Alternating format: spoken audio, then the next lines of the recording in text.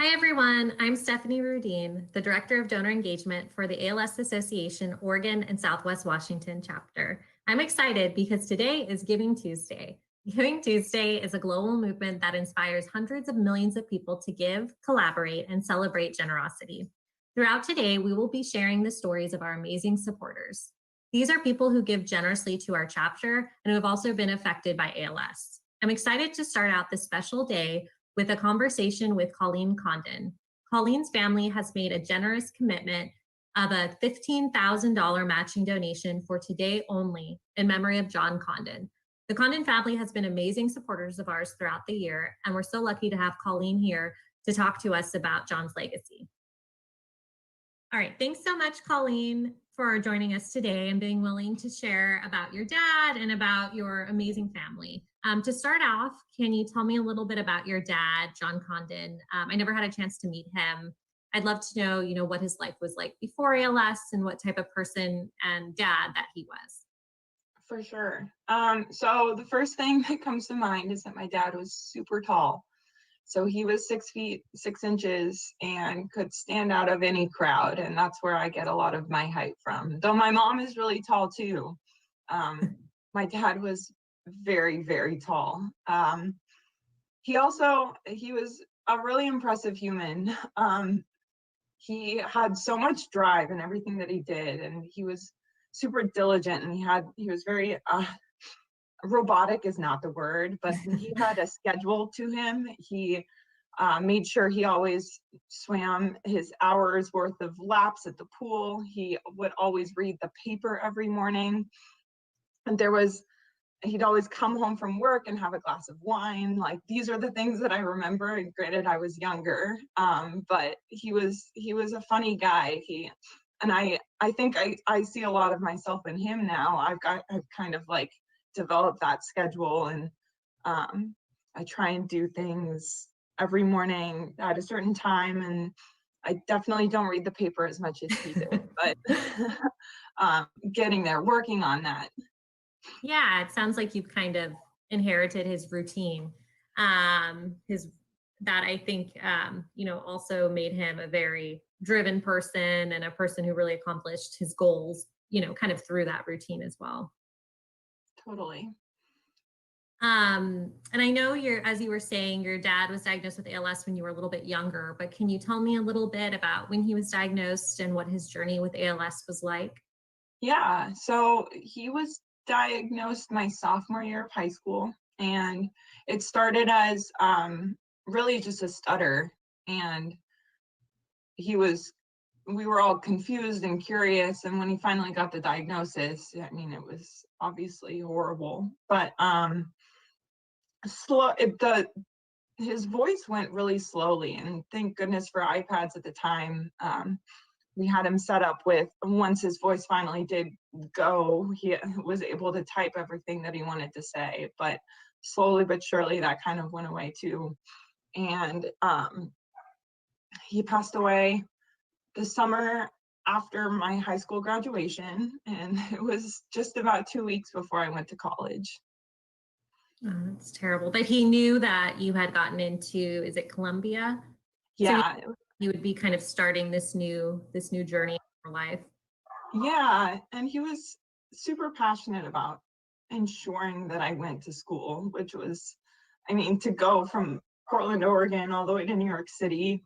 It's a big change, and both him and my mom were huge supporters of me. So Yeah, well, that sounds really amazing, and something to be really proud about as well.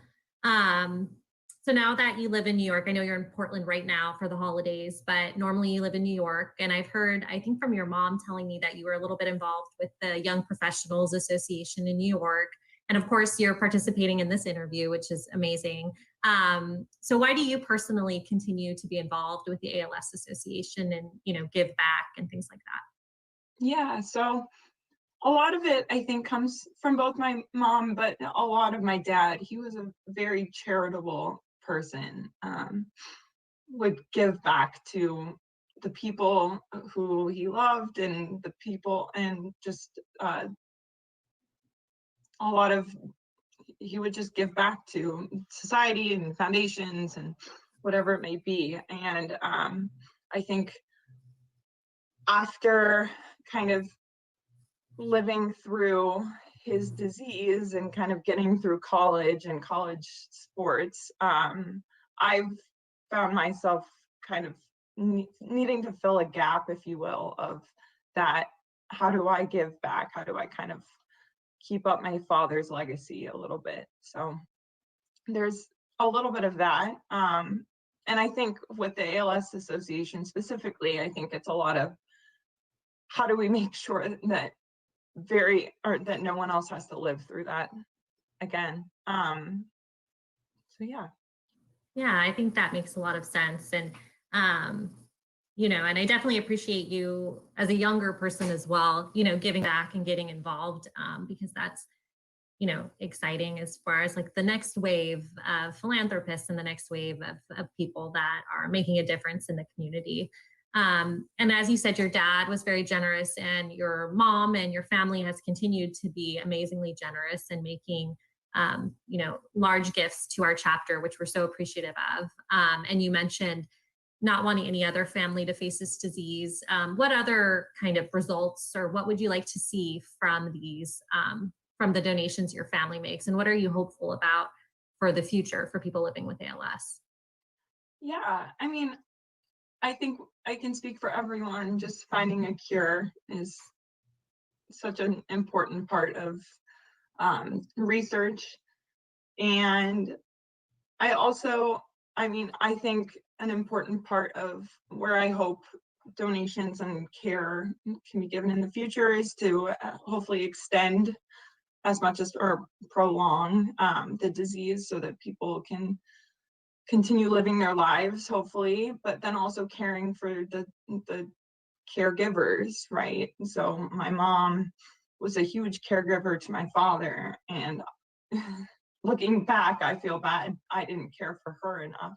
So that's kind of where I'd hope for any sort of donations to go, but also just to find a cure. Yeah, of course, of course. And, I think that's such an important piece though to add, is that caring for the caregiver piece. And since you were able to witness that firsthand with your mom, I think you really realize how valuable that is to make sure that they're supported, as well as the person living with the disease. Well, thank you so much, Colleen, for joining us and for sharing about your dad. And we're so appreciative of you and your entire family for everything you do for the ALS Association. And I do think your support is getting us closer to a cure. We're getting closer all the time. So thank you so much. Thank you for joining us. And yeah, have a wonderful day. Thank you, Stephanie.